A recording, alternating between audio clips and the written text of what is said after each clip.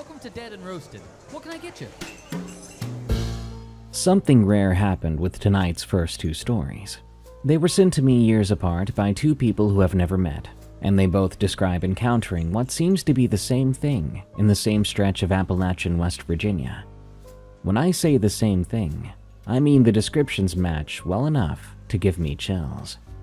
So we're gonna open with both of these accounts back to back, and after that we've got more tales from the working world featuring some very unwelcome visitors of the non-human variety, and more.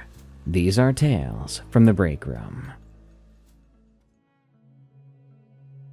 It walked wrong, from Danny94. I need to get a few things straight before I tell this, because people always ask the same questions about it. Yes, I'm a woman who works in utility line inspection, and yes, I work alone a lot of the time. I carry a sidearm when I'm in the field, because my work often takes me to remote areas which have bears and the occasional angry landowner. I don't carry it because I'm paranoid. I carry it because my company requires it for field technicians working solo in bear country. And I've had exactly one encounter with a copperhead that made me glad I had something louder than my voice on me. I've been doing this for about 8 years, and I've seen plenty of weird stuff in the woods, like dead animals arranged in strange ways, almost intentionally, or old structures that aren't on any map. Imagine chimneys standing alone where a cabin used to be, and root cellars with the doors still intact that you'd swear someone was using recently, even though the nearest occupied property was 5 miles away. I even found a school bus once, just sitting in the middle of nowhere about a mile from the nearest road, completely gutted, with small trees growing up through the floor. You could see where the seats had been. The windshield was gone, but the rearview mirror was still attached, and when I walked past it, I caught my own reflection and nearly screamed. The Appalachian backcountry is full of things that don't make sense, and you learn just to note them down, report what's relevant, and keep moving. I thought I'd seen the weirdest things those mountains have to offer, but I was wrong. In the fall of 2021, I was inspecting a stretch of transmission line that runs through a pretty remote area of Pocahontas County. This is a deep mountain country, rugged, elevations over 4,000 feet in places, covered in dense hardwood forest that goes red and gold in October, and looks beautiful from a distance, but up close it's just a wall of trees in every direction. A lot of national forest land, not a lot of people. I can go whole days without seeing another person. Sometimes that's nice, right? But other times not so much. My job that day was to walk a section of the right-of-way, which is the cleared corridor under the power lines, and check for vegetation encroachment, damaged poles, anything that needed to be flagged for a crew. It's about as boring as it sounds most of the time. You walk and you look up, you take photos, and you write notes on a tablet. The right-of-way is usually about 100 feet wide, so you've got the open strip under the lines, and then dense forest on both sides. It feels like walking down a hallway with living walls. I'd been out since about 7 a.m. It was probably close to 2 in the afternoon when I noticed something was off. I was in a section where the terrain dropped away to the east into a hollow, and the tree line on that side was thick second-growth hardwood, mostly beech and maple with a lot of undergrowth. I'd stopped to photograph a leaning pole when I caught movement in my peripheral vision, somewhere down the slope in the trees. I looked, expecting a deer, but what I saw was not a deer at all. There was a figure standing about 60 yards away, just inside the tree line where the shadows were heaviest.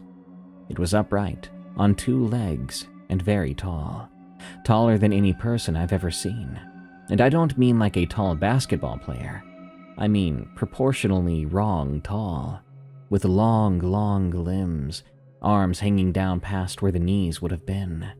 And it was so thin, extremely thin, with a grayish color that was close enough to the bark of the beech trees that I almost didn't register it. It was just standing there, slightly angled, like it was leaning to look around a tree without stepping out from behind it. I froze. My first thought, and I know this is going to sound ridiculous, was that someone had placed a mannequin in the woods as a joke, because the proportions were so wrong that my brain was trying to categorize it as something artificial, something man-made. The arms were just too long and the head was just too small. Or maybe it was the right size, but looked small, because the body was so stretched out. I couldn't make out a face. The whole thing was just this pale gray shape standing in the shadows. And then it moved. It shifted its weight from one leg to the other, and the way it moved was the part that really got to me. You know how when a person shifts their weight, their whole body adjusts.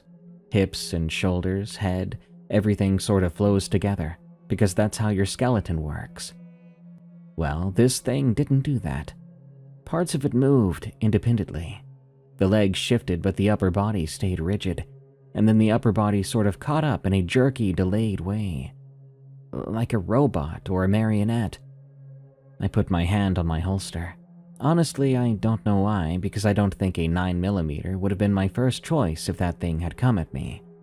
But it was a reflex. I kept watching. It shifted again. And then it turned. And when I say turned, I mean the whole body rotated to face me.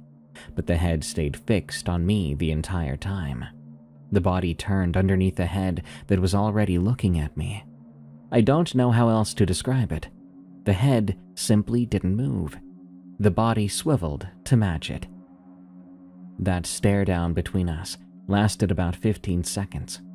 I could hear my own breathing and the hum of the power lines above me. But there was nothing else. No wind or birds. The woods had gone completely quiet. That's when I saw the thing take a step backward, deeper into the trees. And I lost sight of it. It didn't walk away.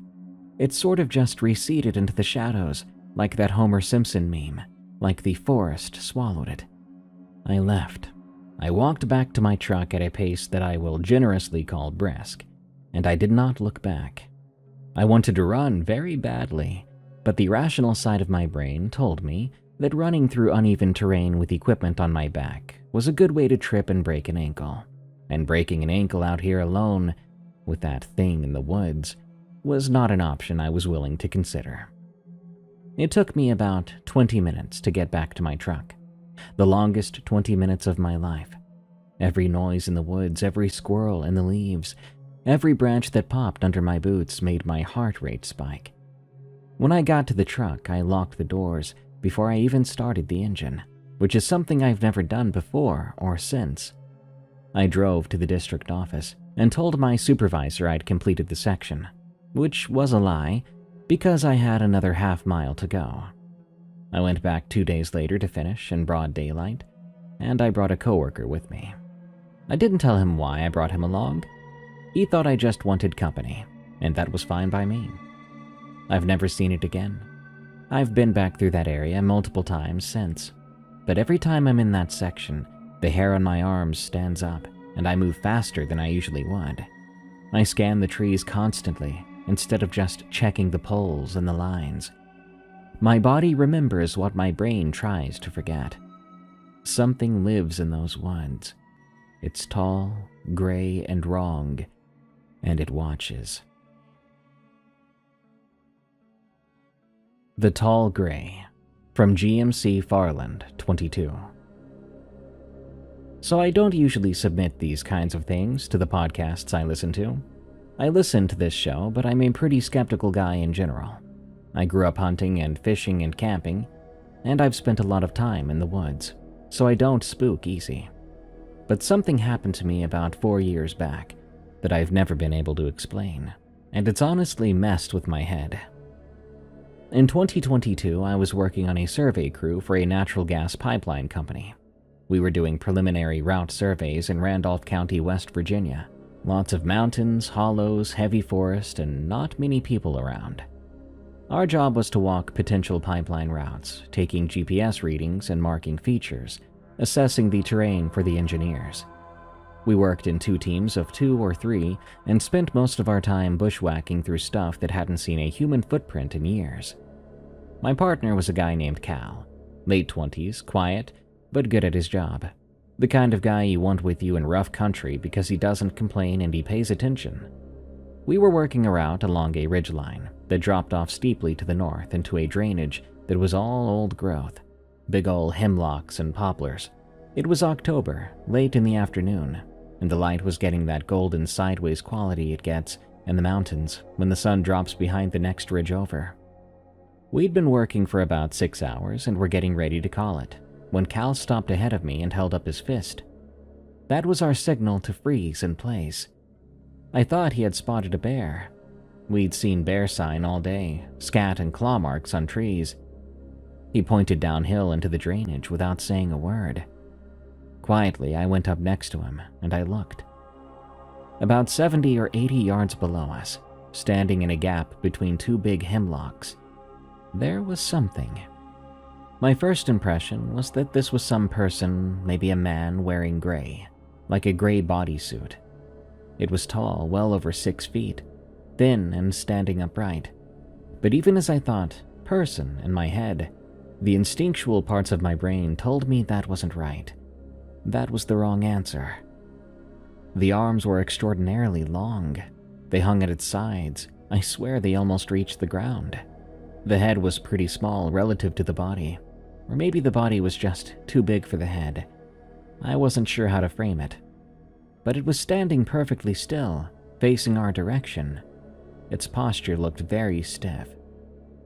Cal whispered, "What do you think that is?" I shook my head. I didn't have an answer to that. We watched it. I'd estimated we watched it for 2 solid minutes, without either of us moving or saying a word. It stood there with a kind of eerie patience, vaguely humanoid, but we could tell it shouldn't be here. Suddenly it moved. This part made my mouth fall open, because I'd never seen anything move that way. It made this disjointed motion to the left, a step. The leg went first and the body followed, but not fluid in the slightest. It was broken up, like watching a video with dropped frames. Cal grabbed my arm and I could feel his hand shaking through my jacket sleeve. This man was not a man who shook. It took another step, same direction. Then it stopped, and its head rotated towards us like a tank turret. Just the head. It rotated about 45 degrees in our direction. It was looking at us. And still I could not see any features. The whole area where a face should have been was just smooth grayish surface, blank and featureless, pointing right at us from 70 yards away. Cal said to me in a whisper, "We need to go." I agreed. We backed up along the ridge, keeping our eyes on it for as long as we could see it. After about 30 seconds of backing up, it was out of our line of sight behind the terrain. So we turned then and walked fast toward the truck. We didn't speak until we were back in the truck with the doors locked and the engine running. About a mile down the gravel road, Cal asked me what I thought it was. I told him I had no idea. He asked if I thought it was a person, like someone in a costume or a suit. That was something I was sure of. I told him no. I didn't think it was human at all. He agreed. He said the thing that bothered him the most was that face, the lack of a face. He said that when it turned its head towards us, he'd been looking right at it through his scope, and there wasn't anything on that face, just total smoothness like old concrete that had been worn flat. Then he said, "I don't ever want to come back to this section." I told our project manager that we needed to reroute the survey because of terrain issues. Terrain problems are common enough in that area that it wasn't a suspicious excuse. So yeah, I don't know what we saw. I've turned it over in my head 100 times. I've looked it up endlessly over the years too, but the closest things I could find to it might have been the pale crawler or a forest giant, but they don't fit perfectly. This thing was much more rigid, more like something imitating a living creature than something that actually was one. I will say one more thing. About a month after our sighting, I was at a gas station in Elkins, which is the closest real town to where we'd been working, and I overheard 2 guys in hunting camo talking at the next pump. One of them was saying he'd been scouting for deer up in the Cheat Mountain area, and had seen something gray standing in the trees that he thought was a dead tree until it moved. The other guy laughed and said he was seeing things, but the first guy wasn't laughing. His voice was shaky. I almost said something, but I stayed quiet. I got in my truck and I left. The Woman on the Fourth Floor, from Crispy 2001. I worked as a janitor at a hospital in Macon, Georgia, for 3 years from 2018 to 2021. It was a mid-sized regional hospital, 4 floors built in the 1970s and renovated a couple of times since. My shift was 10 p.m. to 6 a.m., and I was responsible for the common areas, hallways, lobbies, cafeteria, and the administrative wing. I didn't clean patient rooms. That was a different crew entirely, a contracted outfit that came in during day shift. So I wasn't in areas where sick or dying people were being cared for. The 4th floor was a mix of admin offices and storage. Half of it was active during the day, people doing billing and records, and whatever else hospitals need office workers for. There were printers running, phones ringing, people complaining about the coffee machine, and things like that. Your normal office stuff. The other half was storage rooms full of old equipment, like filing cabinets and beds that weren't in use, decommissioned monitors, and boxes of paper records from before the hospital went digital. At night, the whole floor was empty. The offices were locked, the lights were off, except for the exit signs and a few security lights in the hallway that gave everything a green-white glow. It was the quietest part of the building, and I usually cleaned it first just to get it out of the way, so I could spend the rest of my shift on the lower floors, where other people were around. About 6 months into the job, I was mopping the 4th floor hallway around 11:30 at night, when I heard a door close somewhere ahead of me. A soft click, like someone pulled a door shut gently. I looked up and every door in the hallway was closed, which was how they always were at night. I assumed it was the building settling or a draft pulling a door that wasn't latched properly, so I kept on mopping. A few minutes later, I heard footsteps. They were coming from the far end of the hallway, past the bend where the corridor turns toward the storage wing. Soft footsteps on tile. It sounded like someone in regular shoes walking at a normal pace. I stopped and listened for a moment. They continued for about 10 seconds, then stopped. I called out. Maybe a nurse or a security guard had come up for something, but no one replied. I went around the bend and checked the storage wing. The hallway was empty and lit only by that green glow of the exit signs. Every door was closed. I tried a few handles and they were all locked. I went back to mopping again. This happened again the following week. Same thing about the door closing and footsteps, but no one being there. Then it happened again a 3rd time and a 4th time. I mentioned it to the other night staff casually, like, "Does anybody ever go up to the 4th floor at night?" The nurses said no. Security said they did rounds up there once a shift, but not at the times I was hearing things. One of the older security guards gave me a look when I brought it up, and he said, "You hearing her?" I said, "Hearing who?" He told me that people had been hearing a woman on the 4th floor for years. Footsteps, doors, and sometimes a voice. He said a couple of the night nurses had even seen her, too, in the hallway near the storage wing. He described her as middle-aged, wearing a white blouse and a dark skirt, like office clothes, but from a different decade. She would be walking down the hallway, then she'd turn a corner and be gone. One nurse told him she'd followed the woman around the bend and found the hallway empty, every door locked. The security guard said nobody knew who she was for certain. There had been talk over the years about looking into whether someone had died in the building. Beyond patients, that is. Perhaps an employee who had a heart attack or a stroke at her desk. An older nurse, a woman who had been at the hospital since the 80s, told that security guard she thought the ghost might be a billing clerk named Ruth Ann or Ruth Ann, something like that. She worked on the 4th floor in the late 1980s and died suddenly. She wasn't sure if the woman died at the hospital or at home, and she couldn't remember her last name, so there was no way to confirm this. but she said that the description fit. Dark hair, white blouse, office clothes. She remembered because the woman always dressed nice, nicer than most of the admin staff, as if she was going to church every day instead of sitting in front of a computer. That security guard said he'd thought about digging into it himself, but ultimately decided against it. "Some things you just let 'em be," he said. "She's been here longer than I have. If she wants to walk the hallway, that's her business." I respected that.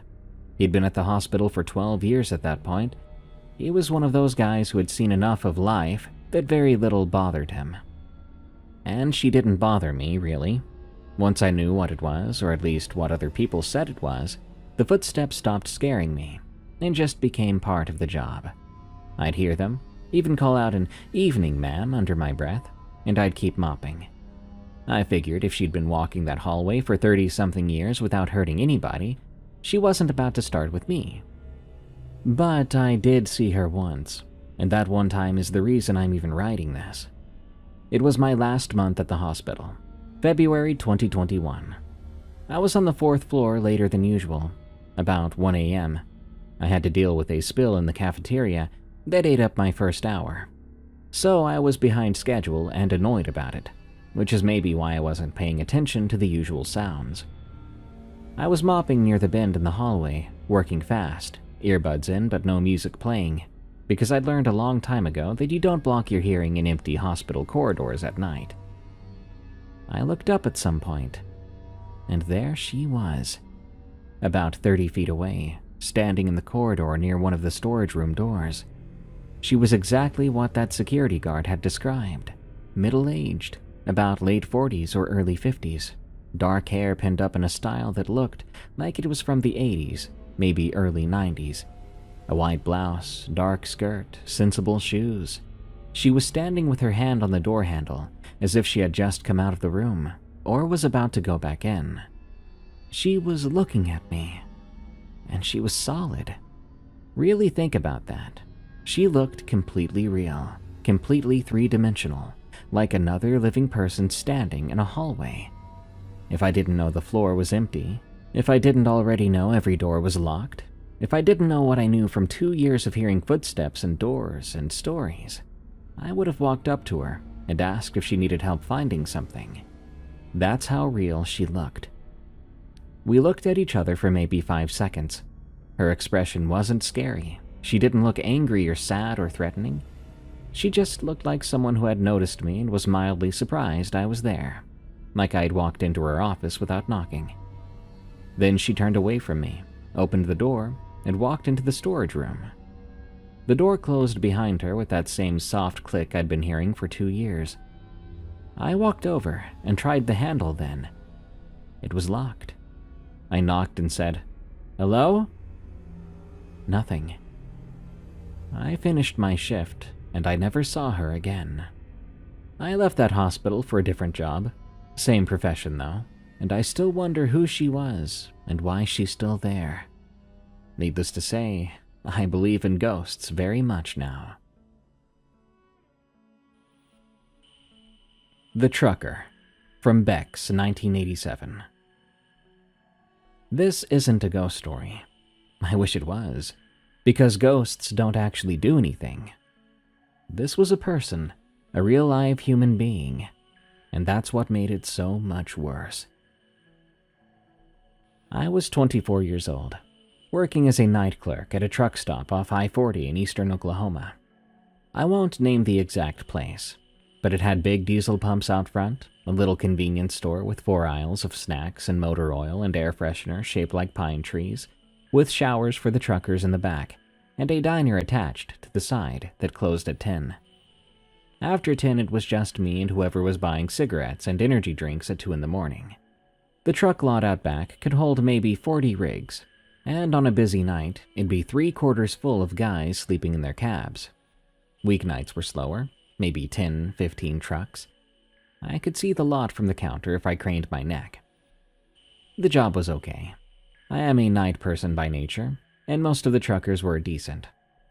Tired and quiet usually. They'd come in, buy their stuff, maybe use the shower, and go back to their truck. Some of them were regulars, and I knew them by name.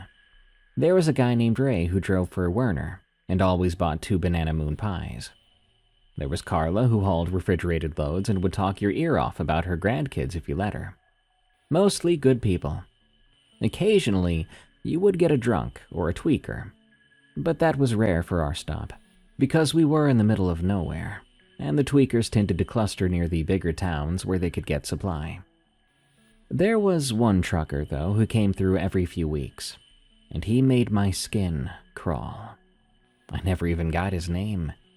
He drove a white Peterbilt with no company markings on it, which isn't super unusual for an owner-operator, but his truck was always immaculate, like weirdly clean.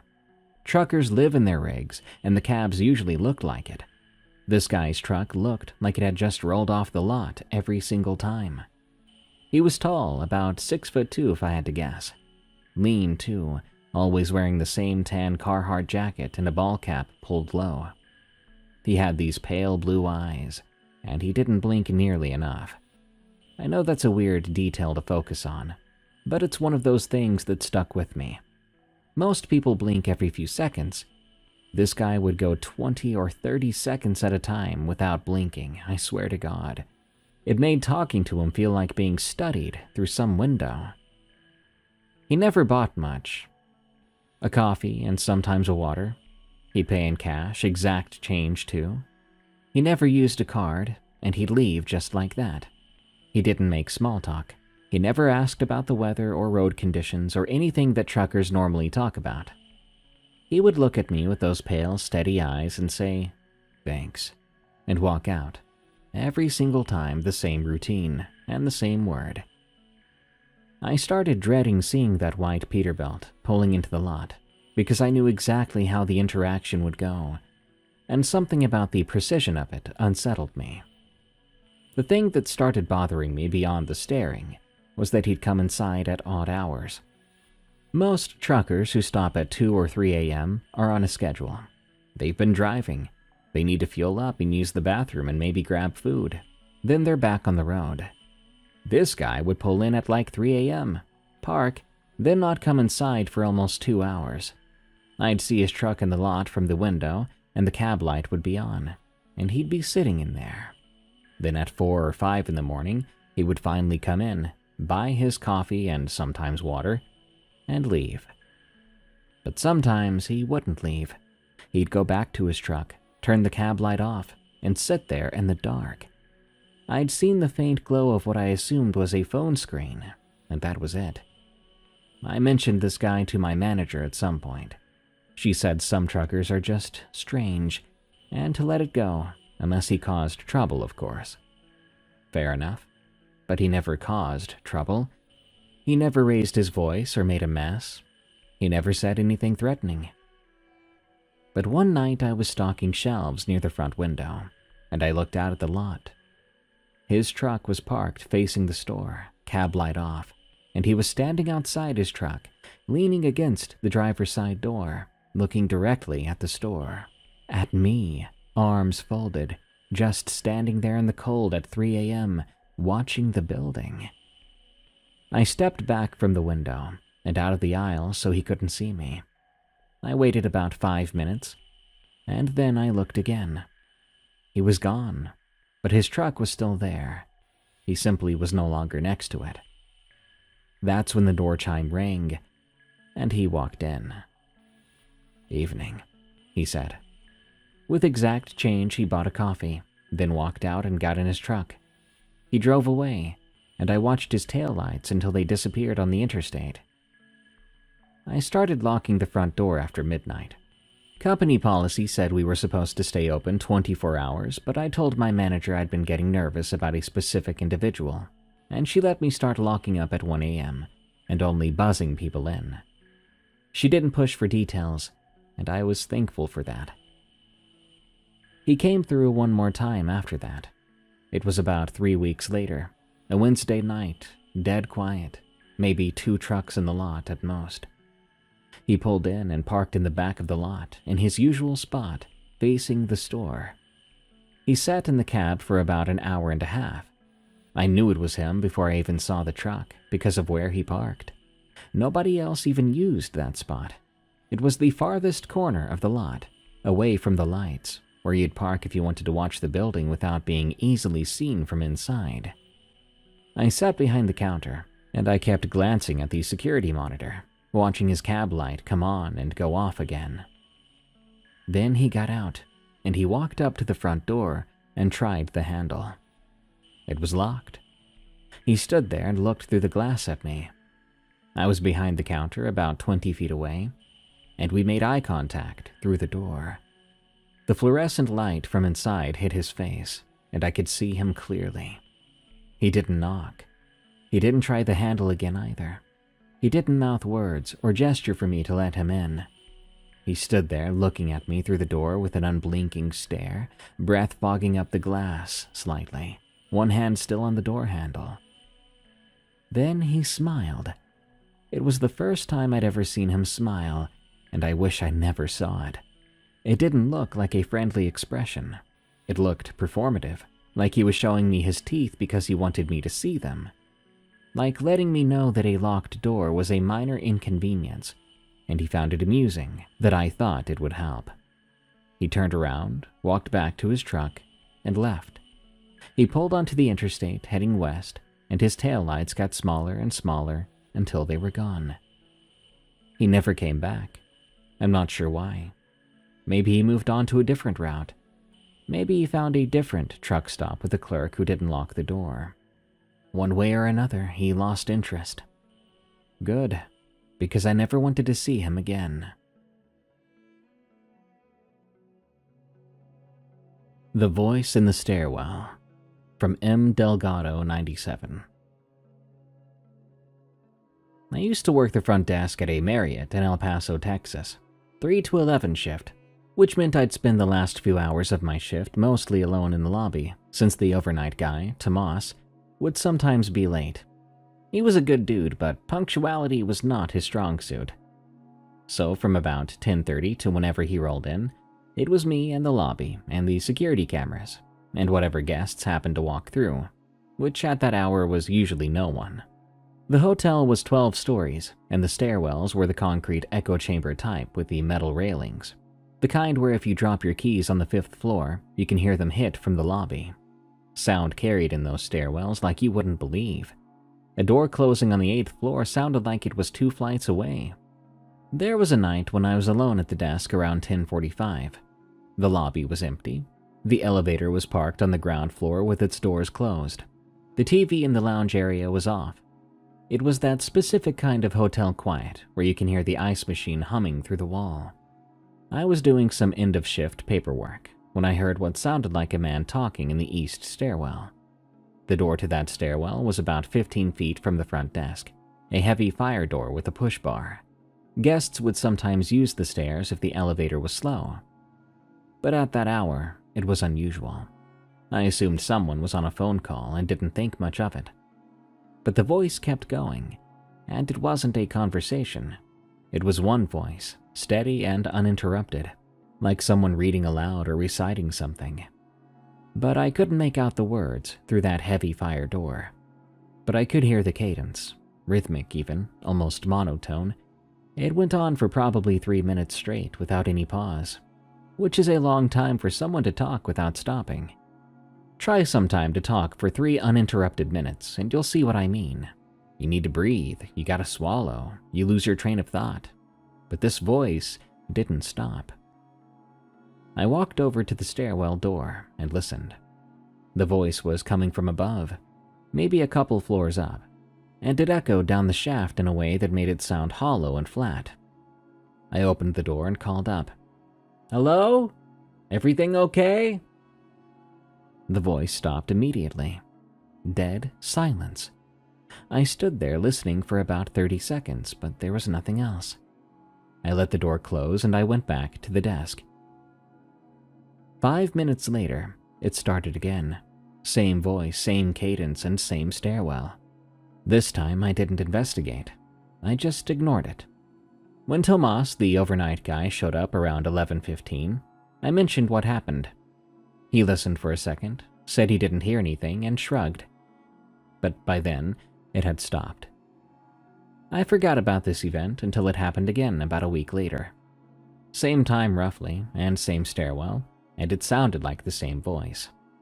I mentioned it to the daytime manager, and she said the stairwell was sometimes used by homeless people trying to find a warm place to sleep, and that I should call security if I suspected someone was in there. I called security that night. They walked the entire stairwell, all 12 floors, and found nobody up there.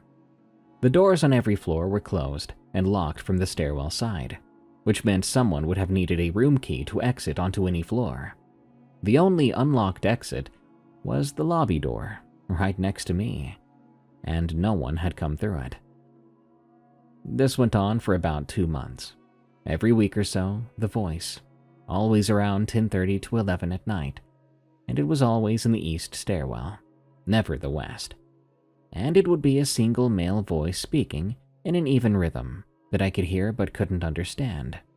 I swear the words were right at the edge of my comprehension, where you kept thinking you were about to catch a phrase and then it would slip away.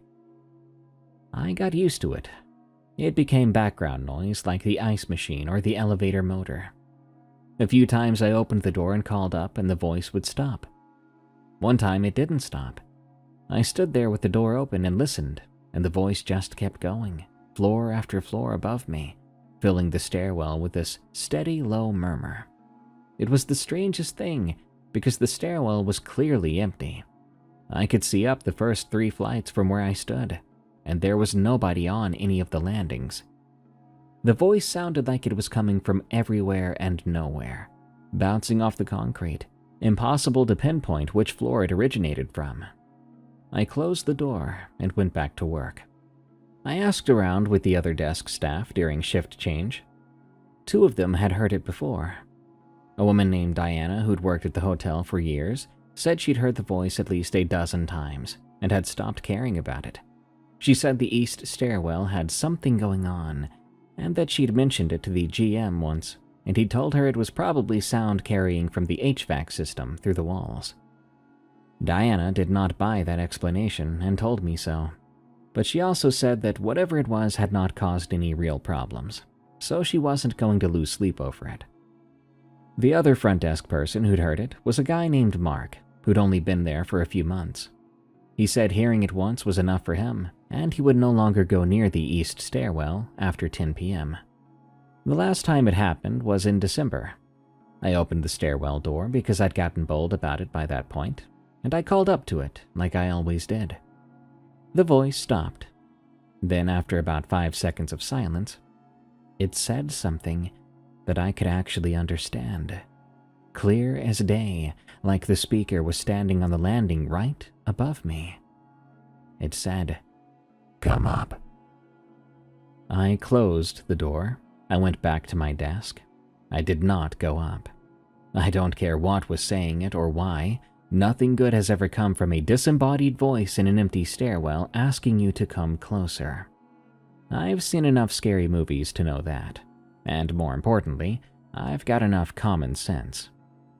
Tomas showed up about 10 minutes later, and I told him what happened.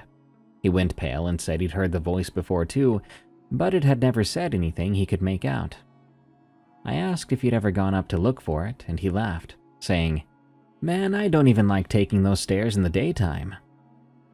I've since moved on to different employment, but I never found out who or what was talking in that stairwell. To this day, I still hope it's some sort of acoustic trick, the way the building channeled sound from outside or from the HVAC system. But even then, acoustic tricks don't say the words perfectly, "Come up." The Follower, from Amanda Jean X. I'm a real estate photographer. I work independently, mostly taking listing photos for agents in the greater Nashville area. It's a good job if you're organized, and you don't mind being in and out of empty houses all day. For me, it's enjoyable. You get to see the inside of hundreds of homes and you start to get a real feel for the stories behind them.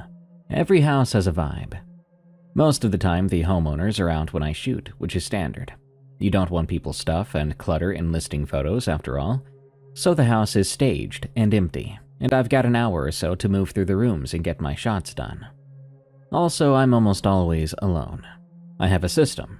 I arrive, let myself in with the lockbox code, walk through once to get a feel for the light, then start shooting. I've done this hundreds of times by now without incident. I'm a 31-year-old woman, and I realize that going into empty houses alone for a living sounds risky, and you'd be right.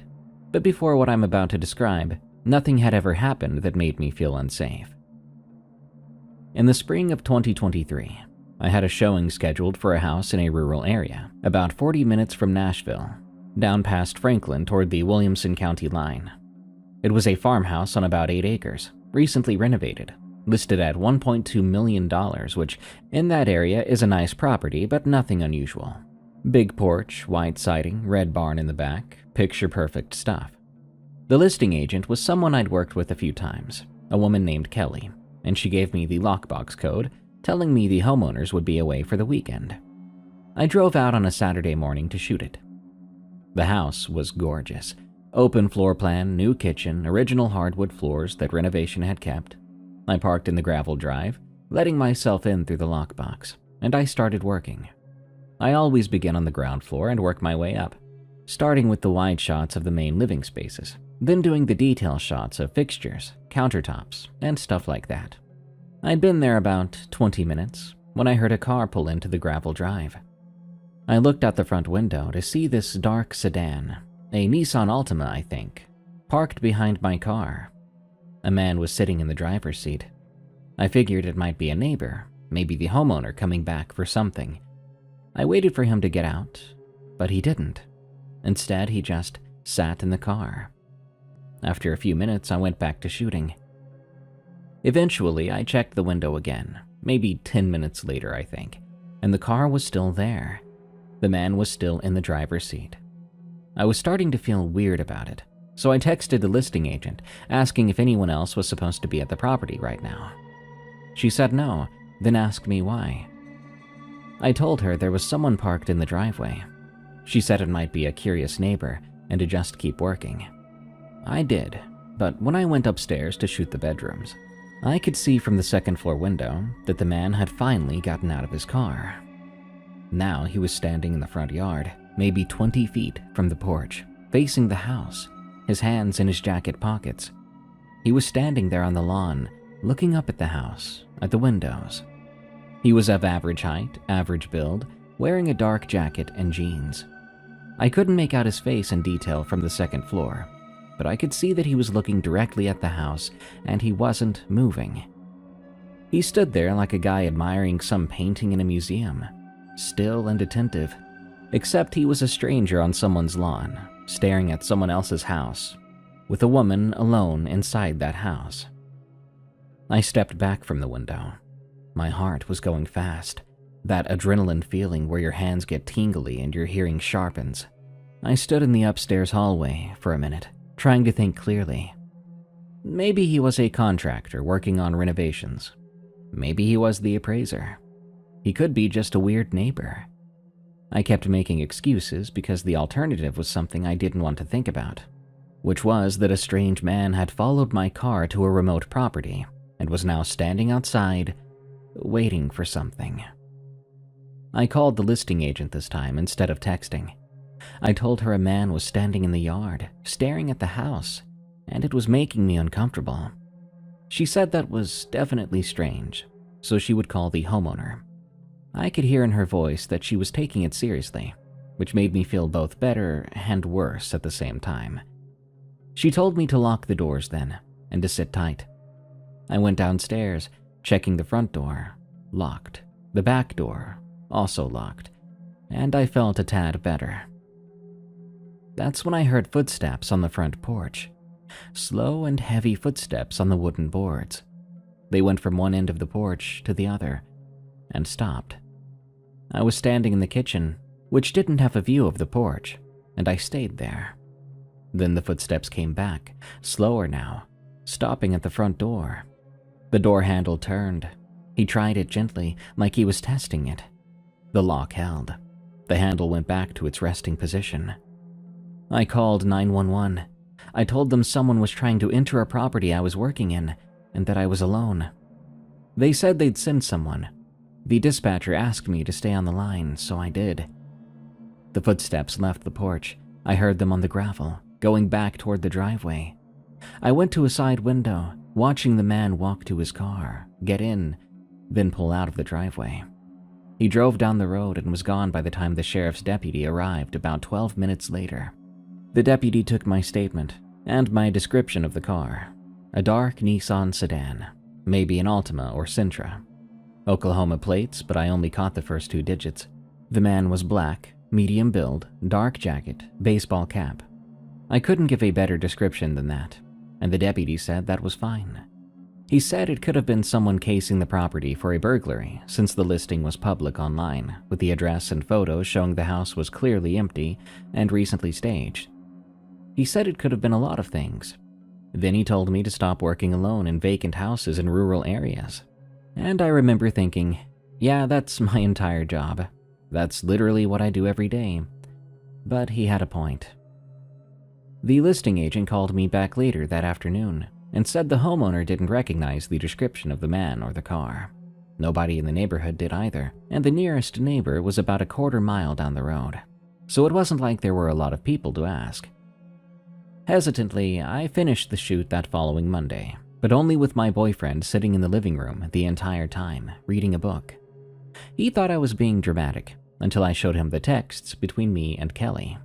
Then he didn't think I was being so dramatic anymore. Kelly called me a few weeks later. I assumed it was about a new listing, but her voice was different. She said the sheriff's deputy who'd responded to my call had contacted her because they'd found a dark Nissan sedan matching the description I gave. It had been abandoned in a ditch off a county road, about 12 miles from the farmhouse. She paused for a long time. I could tell there was more info, and that she was deciding whether or not I should be told. Ultimately, she did tell me. She said they had found 2 duffel bags in the trunk, one containing a set of knives that appeared to be clean and unused. The other contained knives that were used, and that's all she would say about those knives. She said the deputy wanted to know if I'd be willing to come in and give a more detailed statement. I said yes. I went the next day. They didn't tell me much else. I don't know if they ever identified the owner of the car. I'm not sure if they matched anything to an open case. But I know that what was in that trunk, and the fact the man had been there when I was alone, those 2 things can't be a coincidence. I've since started carrying pepper spray on every job I go to, and I tell someone my exact schedule and address before every shoot. I also got a doorbell camera that I stick on with a mount at every property I work. Just a little portable one that connects to my phone and records anyone who approaches the door. My boyfriend says that's smart. I do too. I keep thinking about that door handle turning, and what would have happened if he'd gotten inside.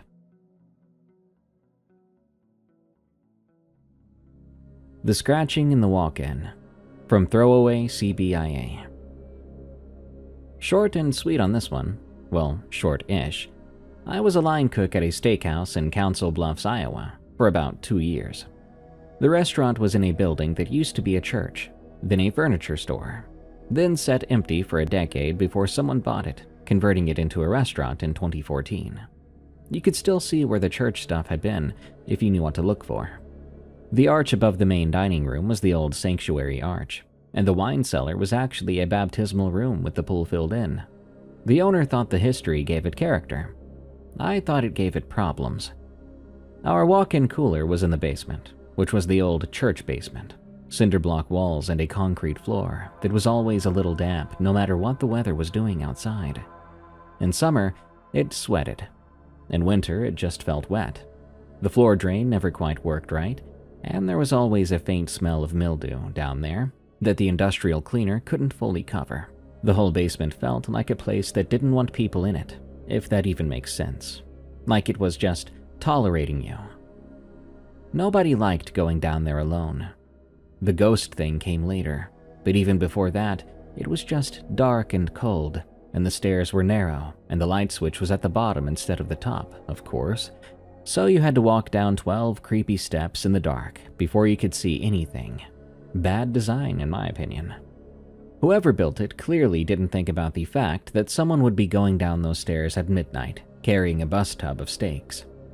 I slipped on those stairs at least twice in my first month. The second time, I almost dropped a full cambro of beef tenderloin, and I seriously wondered if this job was worth my kneecaps. Now to the reason I'm writing the story.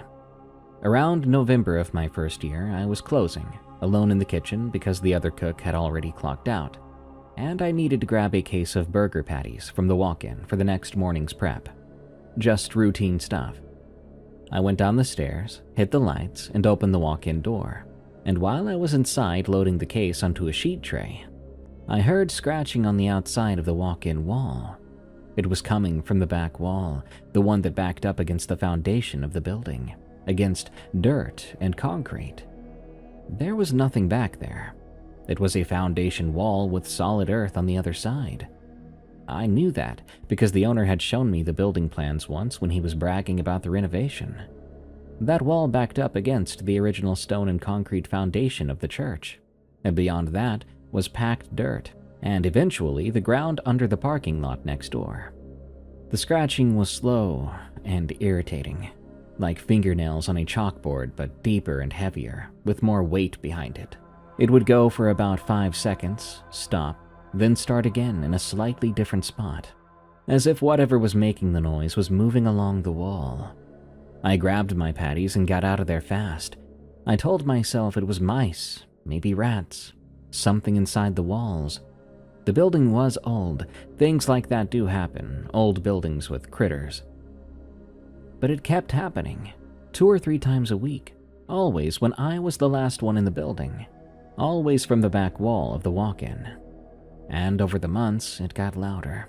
The volume stayed below anything you'd call screaming, but the intensity increased, harder and more forceful, like whatever was making the sound was putting more effort into it. I started timing it without really meaning to, and I noticed that it usually started between midnight and 12:30. It would last for anywhere from 5 minutes to about 20. It wasn't constant. There would be bursts of scratching, then silence, then more scratching, like it was testing the wall or feeling for something. I brought it up to the other kitchen staff, getting mixed reactions. One guy said he'd heard it too, and thought it was pipes expanding and contracting. Another guy got quiet when I mentioned it, and his face looked nervous. When it was just the two of us, he told me flat out that the basement was messed up, and that he never went down there alone anymore. He said he'd heard the scratching before, yeah, but he'd also heard what sounded like breathing coming from behind the back wall one night. Heavy and slow, rhythmic breathing, like something big sleeping. He said he'd told the owner about it, and the owner had just blown him off. After that, he just dealt with it by going down there in pairs. He wouldn't say more than that, and I didn't want to press him anymore. He looked like talking about it was physically painful. The last time I heard it was the night I quit. I was in the walk-in alone, late, and that scratching started on the back wall like always. But this time, about 10 seconds in, there was a single hard bang on the wall from the other side. It was not a scratch anymore. It was a hit, a fist or a palm, flat against the concrete, hard enough that I felt the vibration through the wall. Then silence, followed by 3 more bangs, evenly spaced, bang, bang, bang. Then the scratching started again, faster than before, almost frantic. I walked out of the walk-in, up the stairs, out the back door, and I called the owner from my car to tell him I was done. He asked if something happened, and I told him the basement was his problem, and I would not be going back down there. He wanted to argue, but I hung up. I found another job the next week, at some barbecue place. As for the steakhouse, I requested that they mail me my last check. I wanted nothing further to do with that building.